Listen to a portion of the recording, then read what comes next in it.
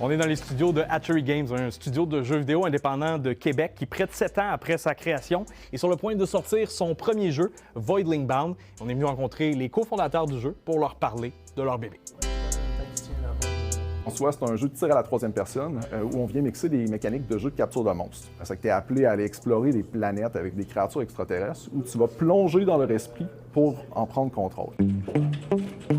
On aime bien dire aussi qu'on réinvente un peu la formule. L'aspect qui nous distingue de tous les jeux de capture de monstres un peu plus classiques, c'est qu'on va plonger dans l'esprit de la créature un peu, on va prendre contrôle de la créature, on devient la créature dans l'action. C'est quoi l'inspiration de Hatchery Games pour ce jeu-là? On avait tous travaillé ensemble sur les Skylanders de ce monde, mais on avait aussi tout un peu un amour pour la nature, puis les animaux.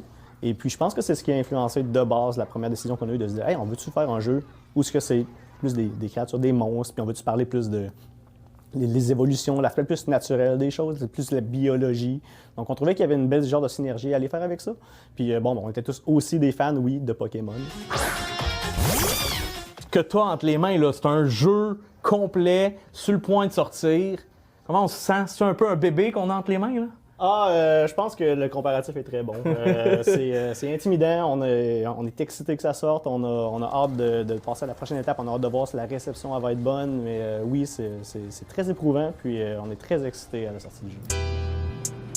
On est à la fois extrêmement excités pour ce moment-là et à la fois apeurés. C'est notre premier jeu qu'on sort. Je pense que c'est un moment un peu cathartique sur un développement de 7 ans pratiquement. À l'heure actuelle, on est rendu à 313 000 wishlist.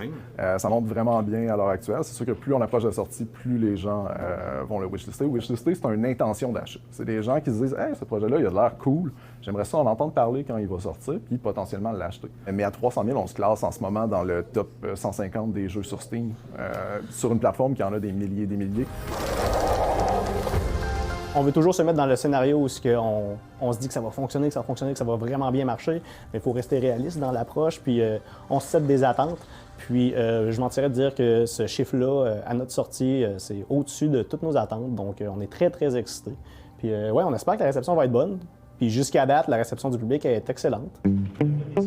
Le jeu Voidling Bound sera donc disponible dès le 9 juin sur la plateforme Steam pour ordinateur. Et là, moi, je vous laisse parce que j'ai beaucoup de gros travail à faire pour le reste de ma journée. À Québec, Félix-Antoine Audet pour Nouveau Info.